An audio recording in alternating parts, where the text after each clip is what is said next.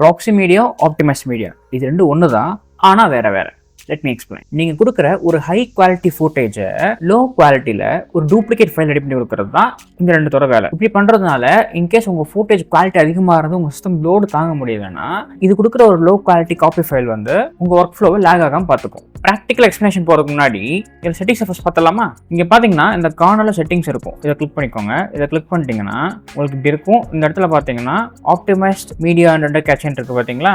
இங்கே பார்த்தீங்கன்னா proxy media resolution இருக்குது பார்த்தீங்களா? இது மேபி உங்களுக்கு டிஃபால்ட்டாக சூஸ் ஆட்டோமேட்டிக்கல்னு இருந்ததுன்னா 180 மாற்றிக்கோங்க. இல்லை உங்கள் ஸ்பெக்ஸ்க்கு ஏற்ற மாதிரி இன்னும் கொஞ்சம் ஹை குவாலிட்டி கூட வச்சுக்கலாம். பட் நான் என்னோட சிஸ்டம் ஸ்பெக்கு ஏற்ற மாதிரி 180 வச்சிருக்கேன். அண்ட் நீங்கள் அதுக்கு கீழே பார்த்தீங்கன்னா ஆப்டிமைஸ்ட் மீடியா ரெசல்யூஷன் இருக்கா, அதுவுமே டிஃபால்ட்டாக சூஸ் ஆட்டோமேட்டிக்கலி தான் இருக்கும். பட் நான் அதையுமே வந்து 180 தான் மாற்றி வச்சிருக்கேன். அண்ட் இந்த ரெண்டோட ஃபார்மேட்டை வந்து நீங்கள் அப்படி ஸ்கிப் பண்ணிடலாம். அது நீங்கள் எதுவும் பண்ண தேவையில்லை. அதுக்கு கீழே வந்தீங்கன்னா ஒர்க்கிங் ஃபோல்டர்ஸ்ன்னு இருக்கும். இதில் ப்ராக்ஸி ஜென்ரேஷன் லொக்கேஷன் இருக்குது பார்த்தீங்களா? இந்த லொக்கேஷனில் தான் நீங்கள் ஜென்ரேட் பண்ணுற ப்ராக்ஸி எல்லாமே போய் ஸ்டோர் ஆகும். இதை கிளிக் பண்ணிங்கன்னா இந்த இடத்துல ஸ்டோர் ஆகும். இங்கே தான் உங்கள் ப்ராக்ஸி ஃபைல்ஸ் எல்லாமே இருக்கும். இன்கேஸ் இந்த லொக்கேஷன் வேணால் நீங்கள் சேஞ்ச் பண்ணிக்கலாம். பட் டிஃபால்ட்லேயே விட்றது தான் நல்லது. அதுக்கு கீழே பாருங்களேன், கேட்ச் ஃபைல்ஸ் லொக்கேஷன் இருக்குது பார்த்தீங்களா? சேம் இந்த லொக்கேஷனில் தான் நீங்கள் ஜென்ரேட் பண்ணுற ஆப்டிமைஸ்ட் மீடியாவோட இங்கே தான் ஸ்டோர் ஆகும்.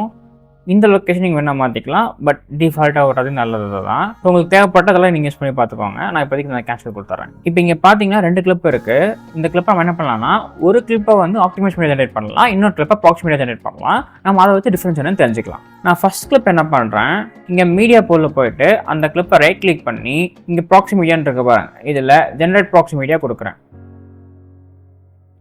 இப்போ ஆட்டோமேட்டிக்காக ப்ராக்ஸி மீடியா ஜென்ரேட் ஆகிடும். ஜென்ரேட் ஆனோடனே இங்கே சிம்பிளும் இருக்கும். இங்கே ப்ராக்ஸி ஜென்ரேட் மாதிரி ஒரு பிங்க் கலர் சிம்பிள் இருக்கு பாருங்க. ஸோ இப்போ என்ன ஆயிருக்குன்னா, என் டைம்லைனில் இருக்கிற வீடியோ வந்து ஒரிஜினல் தான். ஆனால் எனக்கு மானிட்டர் டிஸ்பிளே ஆகிறது வந்து நான் கொடுத்த சோர்ஸ் வீடியோவோட 1/8 குவாலிட்டியில் தான் இது வந்து டிஸ்பிளே ஆகும்.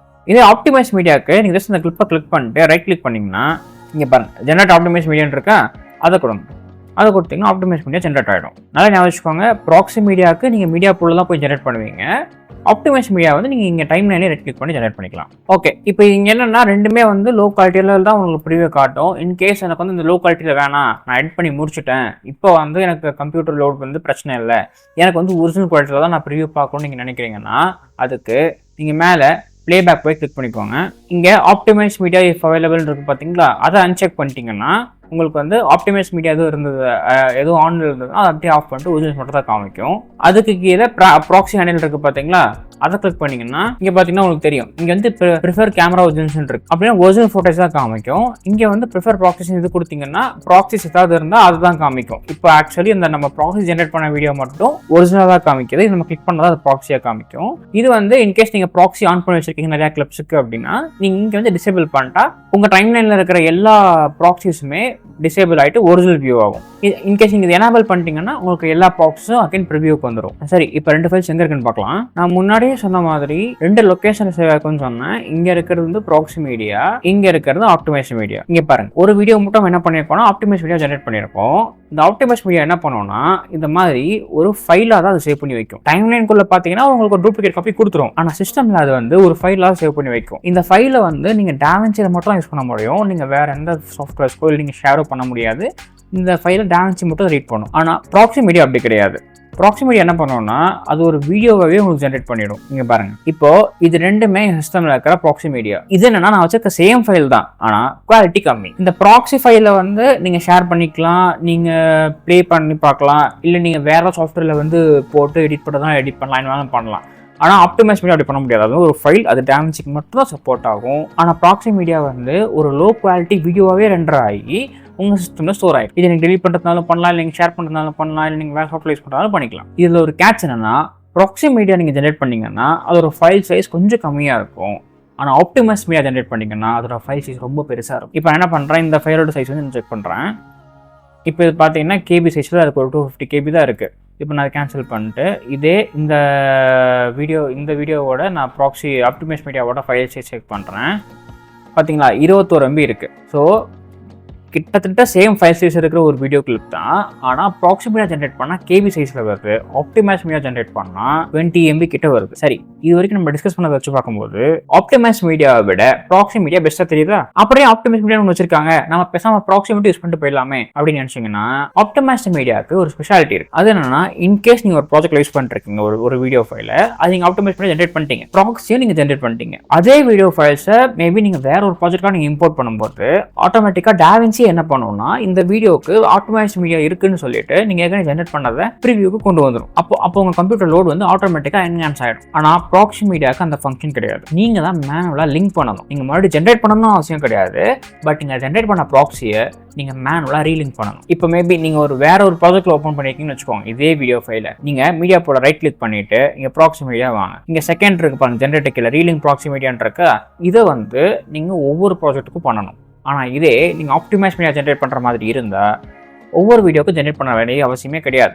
அதே வீடியோவை ஒரு தடவை ஜென்ரேட் பண்ணால் ஆட்டோமேட்டிக்காக அது ரிலிங்க் ஆகிக்கிட்டே இருக்கும். டாவின்சியை பொறுத்த வரைக்கும் இந்த ரெண்டு நீங்கள் எதை யூஸ் பண்ணாலும் ஒரு பெரிய ரிலீஃப் என்னன்னா, எக்ஸ்போர்ட் பண்ணும்போது நீங்கள் ப்ராக்ஸி ஆன் பண்ணி வச்சிருந்தாலும் ஆப்டிமைஸ் மீடியா ஆன் பண்ணி வச்சிருந்தாலும் ஒரிஜினல் தான் எக்ஸ்போர்ட் ஆகும். ப்ராக்ஸியோ இல்லை ஆப்டிமைஸ் மீடியாவோ எக்ஸ்போர்ட் ஆகாது. இப்போ பார்த்தீங்கன்னா இங்கே ரெண்டுமே வந்து ஜென்ரேட் ஆகி தான் இருக்குது. அதுதான் இங்கே டைம்லைன்லையுமே இருக்குது. நான் வந்து டெலிவரி பேஜ் போகிறேன். இங்கே பார்த்தீங்கன்னா நீங்கள் ஜஸ்ட் லைக் தட் நீங்கள் நேம் சேஞ்ச் பண்ணிட்டு லொக்கேஷன்ஸ் நீங்கள் செட் பண்ணிவிட்டு நீங்கள் ரெண்டர் கொடுத்துலாம். ரெண்டர் பண்ணால் டைம்லைனில் ப்ராக்ஸி இருக்குன்றதுக்காக ஆப்டிமைஸ் மீடியா இருக்குன்றதுக்கு அதெல்லாம் ரெண்டர் ஆகாது.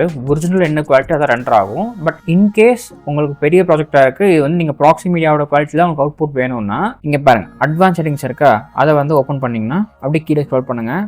இங்கே பாருங்க, இங்கே யூஸ் ஆப்டிமைஸ் மீடியா, இங்கே யூஸ் ப்ராக்ஸி மீடியான்னு இருக்குது பார்த்தீங்களா. இன்கேஸ் உங்கள் ப்ராஜெக்ட்டில் ரெண்டுமே இருந்ததுன்னா நீங்கள் ரெண்டையுமே டிக் பண்ணணும். இல்லை ரெண்டில் ஏதாவது ஒன்று தான் இருக்குது, நீங்கள் ஒன்று மட்டும் டிக் பண்ணிட்டு ரெண்டர் கொடுத்தீங்கன்னா அந்த ப்ராஜெக்ட்டில் எந்தெந்த ஃபைலுக்குலாம் ப்ராக்ஸி மீடியா இருக்கோ அந்தந்த இடத்துல ப்ராக்ஸி மீடியாவை இன்சர்ட் பண்ணணும், இல்லாட்டி ஆப்டிமைஸ் மீடியாவை இன்சர்ட் பண்ணிடும். இது உங்கள் விஷ் தான். மற்றபடி நீங்கள் ஜென்ரேட் பண்ணிட்டீங்கன்றதுக்காக திருப்பி நீங்கள் அதை ஆஃப் பண்ணிட்டு ரெண்டர் பண்ண அவசியம் இல்லை. ஜஸ்ட் லைக் நீங்கள் ரெண்டர் பண்ணாலே போதும், அது ஆட்டோமேட்டிக்காக ஒரிஜினல் ஃபைல் தான் ரெண்டர் ஆகும். அந்த கவலை உங்களுக்கு வேணாம். இந்த ரெண்டில் நான் எது யூஸ் பண்ணுவேன்னு கேட்டிங்கன்னா, ஆக்சுவலி இது ரெண்டுமே நான் யூஸ் பண்ண மாட்டேன். ஏன்னா என்னோட சிஸ்டம் ஸ்பெக்ஸுக்கு நான் வந்து பிளேபேக் ரெஸ்ட்ரிக்ஷன் கம்மி பண்ணாலே போதும். நான் வந்து ஹாஃப் வைப்பேன், ரொம்ப கஷ்டமாக இருந்தால் குவார்ட்டர் வைப்பேன். அண்ட் இந்த இதையும் தாண்டி ஒரு பெரிய ப்ராஜெக்ட் ஓப்பன் பண்ணுறாங்க வந்தால் மேபி நான் ப்ராக்ஸி ட்ரை பண்ணலாம். பட் எனக்கு வந்து ரெசல்யூஷன் பிளேபேக் ரெஸ்ட்ரிக்ஷன் கம்மி பண்ணாலே அது நல்லா ஒர்க் ஆகுது. அதனால் நான் வந்து இது ரெண்டையுமே யூஸ் பண்ணி ரொம்ப நாள் ஆச்சு. முக்கியமான விஷயம் என்னென்னா, நீங்கள் ஆப்டிமைஸ் மீடியா யூஸ் பண்ணாலும் சரி, இல்லை நீங்கள் ப்ராக்ஸி மீடியா யூஸ் பண்ணாலும் சரி, நீங்கள் ஜென்ரேட் பண்ணுறீங்கன்னு வச்சுக்கோங்க.